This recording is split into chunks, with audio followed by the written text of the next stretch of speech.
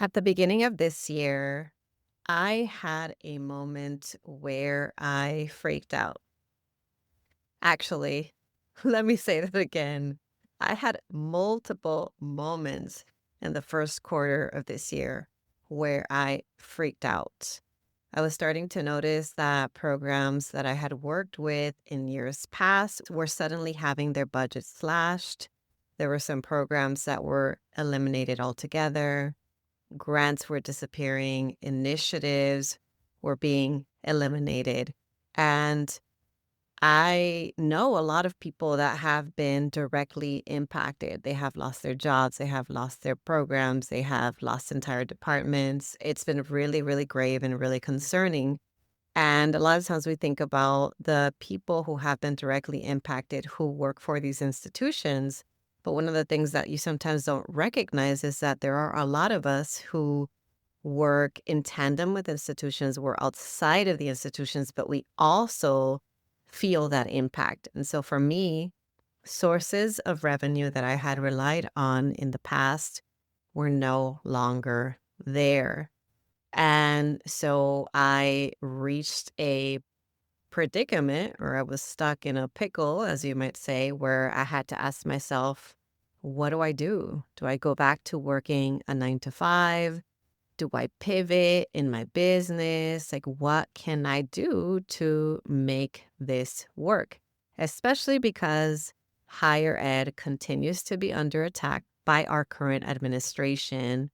And this is not the end of that. We're going to continue to see it. We're going to continue to feel it. And so, in part, this is not over. And what I decided during that first quarter of 2025 that has sustained me throughout the year is that instead of going back to a traditional job and instead of doing things business as usual, I was going to have to make a series of intentional micro pivots. That meant making a lot of continuous adjustments. That meant also making sure that I honored my word of the year. My word of the year was and is nurture. So I wanted to make sure I nurtured myself and nurtured my relationships. And so that meant really taking time to stay in touch with my institutional partners, to stay in touch with colleagues, with clients, with friends, and even you all, my listeners. This is why I'm recording this episode. Y'all don't need to hear about this, but I know a lot of you have been listening for years and you support my work in the form of listening or in the form of following me on social media or in the form of sending me a memo to let me know your thoughts on an episode. And so you are also part of what has kept me afloat this year. I want to say, first off, thank you. And secondly, I want to say that you are part of the impact. That's what this episode is about. I'm going to be talking about how to measure your impact in higher education. And I'm going to be using my own work, the case study of Grad School Femtoring's 2025 Impact Report. So stay with me so you can learn more.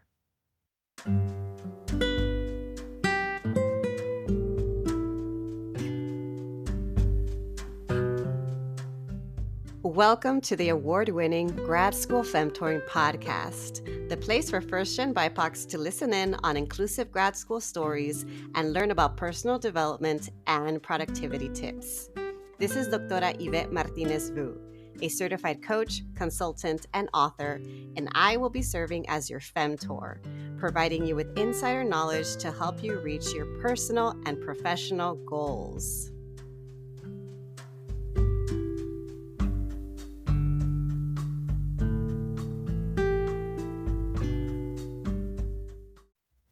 Welcome back, everyone, to another episode of the Grad School Femtoring Podcast. This is your host, Doctora Yvette. Today, I am talking about impact. I'm going to talk about, first off, what is an impact report? I'm going to talk about lessons from my own 2025 impact report. I'm going to go back to share a little bit more about the institutional changes that led to me having to make some big decisions this year. And I am going to offer some suggestions for ways that you can quantify your own impact in ways that feel good, in ways that align with your values and with your goals. And I want to just mention that if you're thinking this episode is about self promotion, I'm not going in that route. I really want this episode to be about you giving yourself credit for the work that you do. I know what it feels like to work hard day in and day out and not always feel like your work is making a difference. And trust me, I know for a fact that your work is making an impact. Whether you feel it or not, it is. And it can help to go through an exercise like this so that you can, again, give yourself credit, celebrate yourself, because we need that to maintain that momentum and that motivation to keep going. So what is an impact report? Let's start with that. When I think about an impact report, I think about a document or a narrative that explains the difference that your work has made. So you can include any activities, any relationships, any quantifiable outcomes that matter to you. Impact reports are not just for individuals. I primarily see them among organizations. So it can be something you see for a program, for an organization, for a company, about how they contributed to meaningful change over a set period of time. So in my case, it's over 1 calendar year. And I think it's important for all of us to go through an exercise like this because it helps you to make what is often invisible labor visible. A lot of times we're doing all this work, especially people of color, especially femmes and women. You're asked to do more work than oftentimes those around you, and that work is routinely undervalued. And I want you to recognize that there's so much that you do that other people should notice. And not just that, this is something that you can use to support you, not just with your personal growth, but also with your professional development, because you can make a case for, hold up, I have data here. I can translate this work that I've been doing into language that institutions care about. So that way you can either advocate for yourself to not have to take on as much as those around you, or advocate for yourself to use that as a reason to be promoted. And so again, it's for you and it's also for your career. So it's personal and it's professional. In terms of my own impact report, I was taking a look at some of the data and I got to decide what data was important to me. So first, I was thinking about visibility. Why? Because one of my goals for this year was to increase my visibility. And even though I didn't do it in the way that I had intended, and I often felt like, oh, I should show up more, I should show my face more, I should be on social media more, et cetera, all the shoulds, right? I know I shouldn't should myself, but I still do it. And so I was thinking, I should do this, I should do that. So I didn't do all the shoulds. Nevertheless, when I sat my butt down to look at where did I show up and how many people were seeing my work, I found that I had over 71,000 people globally accessing my work through my workshops as part of my audience, through my podcast as part of my listeners, and through my LinkedIn Learning course, which came out at the end of 2024. So the bulk of the audience came in 2025. That's a big number, y'all. I actually didn't expect that number to be that big. I figured it would be a couple thousand. So 71K blew my mind. And I'm curious, if that happened to you, what would that make you think? If you thought, oh, I'm only impacting X number of people and then it's a much bigger number, how would you react? Now, when it came to my speaking engagements, I will say it felt like my speaking engagements were slower than last year, especially because in 2024, I had my book come out and I had a lot more book talks. And nevertheless, once I went back to my spreadsheet where I tracked all of my speaking engagements, I was surprised that I had 25 speaking engagements. I thought it was a lot less. 16 of them were workshops. And then when I went back to track how many were new folks who are new to my work, and how many were returning partners. 60% of my speaking gigs were from folks who brought me back. So again, even with the tight budgets or budgets being slashed, even with all the many different struggles that institutions of higher ed are facing, they still found my work meaningful enough to bring me back. And yes, again, that involved my micro pivots. That involved sometimes I would switch things up and to make it more financially accessible to them. But nevertheless, I made it work, and the folks trusted me enough to bring me back. And that to me is a measure of success. Now, in terms of feedback, I do like to ask my audience for feedback. I always ask them how they would rate my talks and to share some language around what the experience was like. And it was really, really nice to see that my talks consistently are rated as valuable. 99% of people find my work valuable. 98% of people said they would attend another one of my speaking engagements again. That means so much to me because I know those numbers are high. And I know that my work is not perfect and it's also not for everyone, but that means that the work that I am doing and the audiences that I am reaching are the right audiences. And again, there's a lot of other numbers that I can pinpoint, and I'll share a little bit more. But one of the things that I want to really emphasize is that for me, this is about more than just the numbers. It really signals my persistence and my flexibility. It's been a really, really hard year. I had to make a lot of changes. I had to think on the spot. I customized so many things. I tailored so many things. I created new things. And I had to. Again, when budgets were tightened exponentially, I had to figure out how can I still work with folks within their means. And that meant more virtual and pre-recorded workshops. That meant licensing materials. This was my first time licensing my digital resources. I have 1,000,001 resources. I went and checked, and I have 50 or 60 plus digital resources that I've created where I have externalized my knowledge to make it available to people that need it. So I license materials to universities, and I even continue to try to secure contracts with different programs to provide one-on-one coaching and consulting so that the students themselves don't have to pay for it. I always encourage my one-on-one clients to also use language to help them get funding through their departments or through their employers for my services. When folks couldn't tap into that and they also couldn't access my private coaching, I created a brand new group coaching program. So I leaned into group coaching models to make it more financially accessible to them while still providing them with the support that they needed. So again, it was all about adapting. And that's what helped me to reach this impact. And I'm surprised. The numbers do surprise me because, like I said, I don't feel it day to day.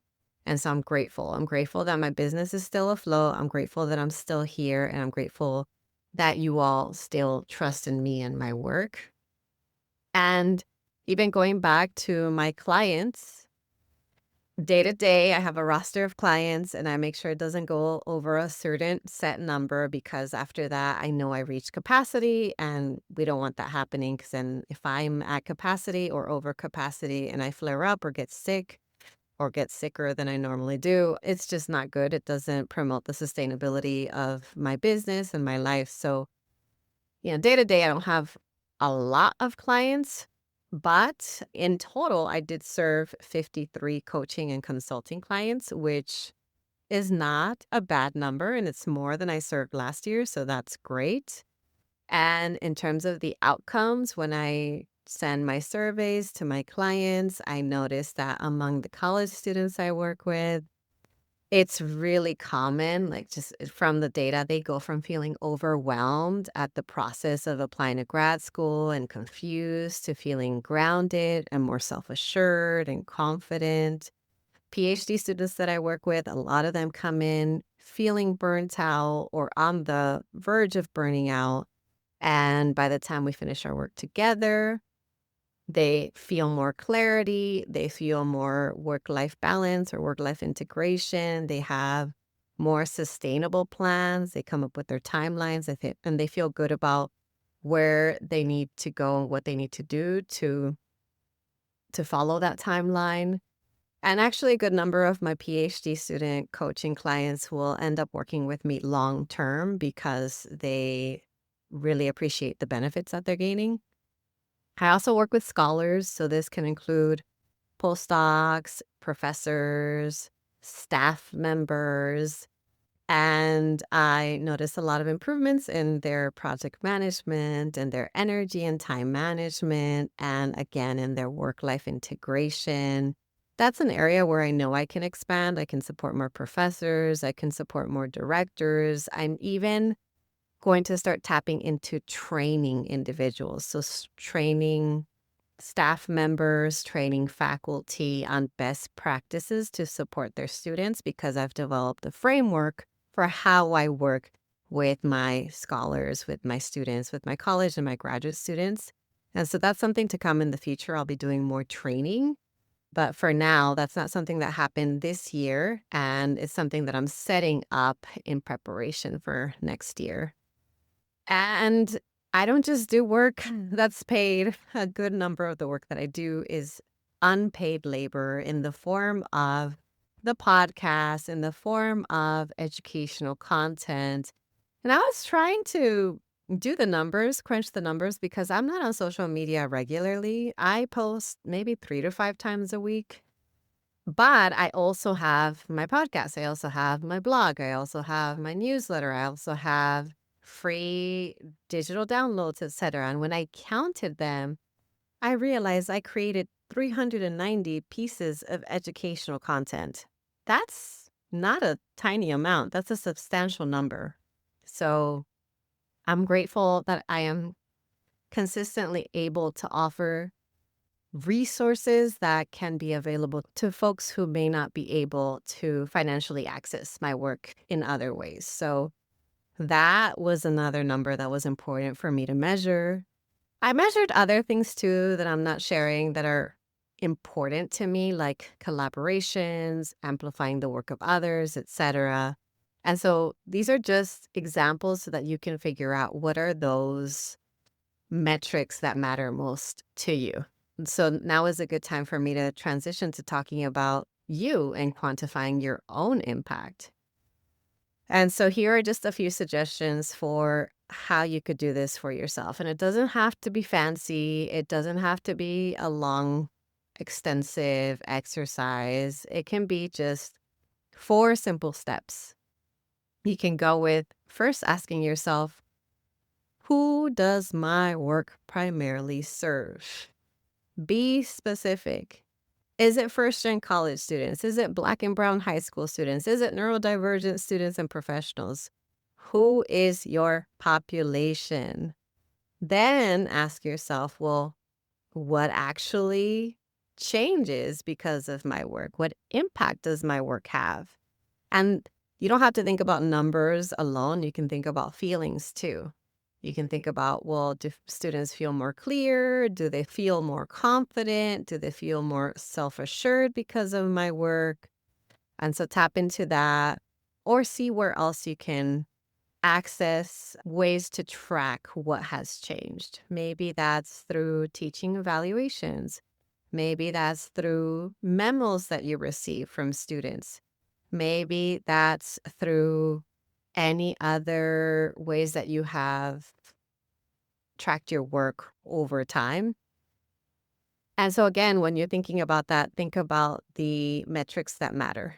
I don't want you to just focus on vanity metrics. I know a lot of times people think, oh, what matters most to me is my follower count. What matters most to me is the number of students I teach per year. It doesn't have to be, again, the vanity metrics. It really needs to be the things that show you that there's impact there. So it could be emails, it could be thank you notes or thank you cards, it could be invitations to graduations, it could be measuring retention numbers. So who does your work serve? what actually changes because of your work, and what metrics matter most to you. And then this is the part that is not always the most fun. You actually have to do some digging and do the tracking and the identifying of the data. That might mean having a running note where you know you're always sharing information on how your work is impactful. Maybe it's a Google Doc. I have this for myself. It's a Google Doc. I don't even know what it's called, but it's a reflective document on the impact of my work. And so anytime I get a really nice memo or a DM or literal feedback from my surveys that is meaningful to me, I'll copy paste it into that doc so that I have this running note of the impact that I make and when that happened. Maybe for you, it might be your brag bank. You go to your box or your folder where you have a bunch of really nice memos from people or just times that people have told you that you're doing a good job. Maybe you just do a monthly check-in or some journaling and you mention that in your check-in or your journaling. Doesn't have to be fancy. It doesn't have to be a spreadsheet. It doesn't have to be in Airtable form. It doesn't have to be a formal evaluation. It's just whatever you use to track some info. And once you have that, again, going back and assessing it. So finding a way to assess it for yourself. And with the assessment, again, that's up to you how you want to do that. And depending on the thing, it might be taking a look at, well, how many courses did you teach? How many students did you teach? How many memos did you get? How many students did you mentor? How many students did you advise, etc.? So keep a way to save your info, to track it, and then later make some time to assess that info. Now, I also want you to do some reflecting on this work and think to yourself, where does the impact of my work show up most clearly right now? It doesn't have to be all the things. It doesn't have to be in all the areas, but where does it show up? Is it your teaching? Is it your research? Is it your mentoring? Is it service work? Is it community work or something else? Also, if you want to learn from my experience this year, really ask yourself, where did you adapt if you found yourself adapting? If you, like me, were like, I'm not quitting this year, how did you adapt? What adjustments did you make? Another question you can ask yourself is, what outcomes or changes showed up repeatedly in the feedback that I received? Look for patterns. This is how you assess the work. Are you noticing a lot of language around students feeling more confident or students feeling more supported? And notice the patterns because that's what helps you to figure out what the outcomes are. And again, learning from my experience, you can think about relationships that sustained you. I really, really do believe that relationships are what is keeping us all going right now. When we cannot rely on institutions to support us, we rely on actual human beings, on relationships. So ask yourself, which relationships mattered most to me this year? Which ones were the most nourishing? Which ones sustained me? Which ones did you intentionally want to nurture more this year? And maybe which ones do you want to continue nurturing into the next year? And then lastly, what do you want to do with this info? How are you going to use it moving forward? Are you going to bring this as data to advocate for yourself? Are you going to use this as data to reinforce your boundaries or protect your capacity? Are you going to make a case for funding or make a case for advancement? Make sure that it does something for you. Even if the something is, let me go back and give myself credit, give myself a tap on the back and celebrate myself. Because if I don't do it, no one else will. That is it for this episode. It's about reminding you that your work does have an impact. And the impact is about more than numbers. The numbers help, but it's about more than that. It really is about naming, honoring, celebrating your work. I also can't leave this episode without giving a shout out to the Embrace Change Business Foundations program. Why do I want to shout them out? because I'm part of that program, and it's their annual impact report exercise that supported me in pulling this information together to create my own report. So shout out to them. We all need support. I'm grateful. I am lucky. I am privileged that I do have different forms of support in my life. And y'all are part of my support too, my listeners. So thank you, thank you, thank you for being here this year. You are more than just a listener. You are part of my ecosystem, the ecosystem of support. I talk about building our own femtorship maps and ecosystems of care a lot in my coaching sessions with clients. And so I view you all as part of my ecosystem. So thank you for being here. I hope this episode gave you some food for thought. I hope that you give yourself a pat on the back before the calendar year ends. And as always, I'll talk to you all next time. Thanks so much for listening. If you liked what you heard, here are 3 ways you can support the show. The first is to make sure you're subscribed and leave a review on Apple Podcasts. The second way is to get your copy of my free resource kit linked in my show notes. This kit includes tools, worksheets, and podcast playlists on all things grad school, productivity, and personal development. The third way to support my show is to follow me on social media. You can find me on Instagram with the handle @Grad School Femtoring and on LinkedIn by searching my name. Thanks again for listening, and until next time.